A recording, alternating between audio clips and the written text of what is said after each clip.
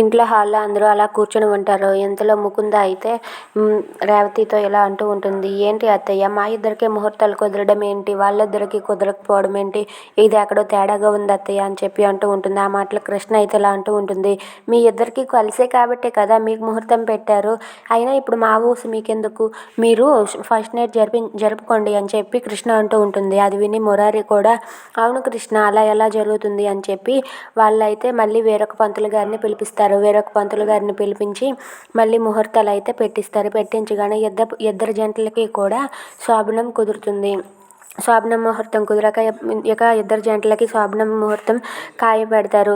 అది చూసి ముకుంద ఇలా అంటూ ఉంటుంది. నాకు ఎక్కడో ఏదో తేడా కొడుతుంది, వీళ్ళే ఏదో ప్లాన్ వేసినట్టుకున్నారని చెప్పి ముకుంద అంటూ ఉంటే, అదేం లేదులే ముకుంద, ఏదైతేనేమి మొత్తానికి ఇప్పుడు శోభనం ముహూర్తం కుదిరింది కదా అని చెప్పి కృష్ణ అంటూ ఉంటుంది.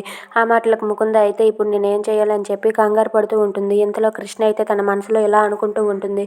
నీ తెక్క కుదర్చడం కోసమే నేను ఈ నాటకం అంతా ఆడాను, అది నీకు అర్థం కాదు ముకుంద అని చెప్పి కృష్ణ అయితే తన మనసులో అనుకుంటూ ఉంటుంది. ఇక రేవతి అయితే అలా చూస్తూ ఉండిపోతుంది. If you like this video please like, share and subscribe.